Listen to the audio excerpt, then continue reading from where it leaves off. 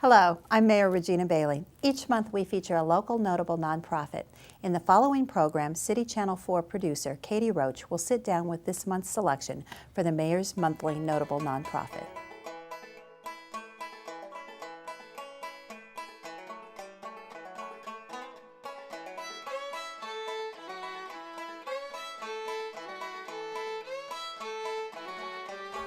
Thanks, Regina. I'm down here at the Women's Resource and Action Center with Kelly DePlay Thornburg to discuss the Iowa New Leadership Program. Kelly is the coordinator of that program, and let our viewers know, what exactly does this program entail? Well, our program, which is the full name is the Iowa New Leadership Institute, and it's a residential program that takes place in the summer every year, and it's a week-long institute, 6 days. It's an intensive training that is aimed at developing in undergraduate women from across the state, so from both here at the University of Iowa and at other 2- and 4-year institutions all over Iowa itself, to sort of train them to run for public office. So we want them to begin to consider public leadership as early as possible in their undergraduate career, because studies have shown that the sooner you start to sort of plan for that sort of trajectory, the better off you'll be in building your skills and building relationships that'll be beneficial. So I imagine a program like this came out of a deficit or inequity with women being represented in local and state government?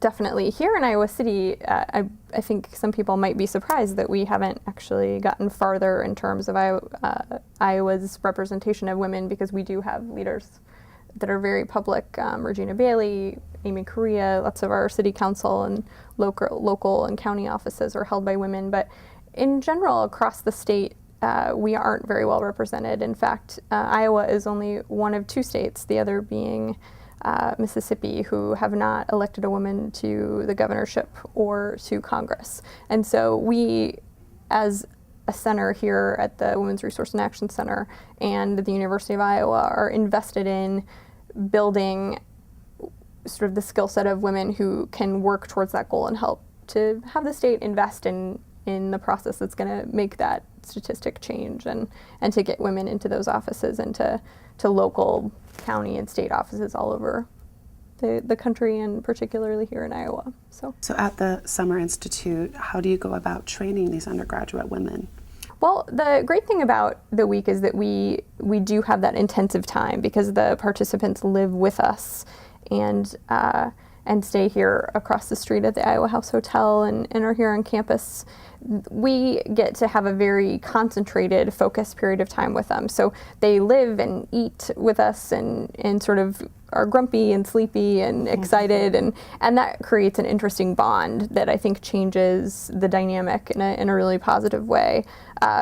Part of the training that is really connected to that sort of intensity piece is our faculty and residents. So during the week, we invite 3 women leaders from different areas of public service. So this year represented, we'll have a community organizer, and we will have 2 elected officials, both state representatives, that will become and spend the entire week from start to finish with the students, attending all of the sessions with them, meals, living in the same space. And that helps create a different level of intimacy that sort of knocks down the idea that women cannot be public leaders unless they're a particular kind of woman. So they get a chance to see these really awesome, dynamic, powerful women in more of a human light. So they see them when they're grumpy and sleepy and really engaged in issues. And that variety really helps to sort of allow the participants to relate better with the women and to begin to see themselves in those roles. And this is a diverse group of women of undergraduate women that are coming to this workshop as well. Absolutely. In fact, that's a really primary goal for us. One of WRAC in general, we certainly want to create a level of individual empowerment, and that's something that we really try to create during this institute, and we can talk more about sort of the more concrete skills that we try to pass on to the participants during the week.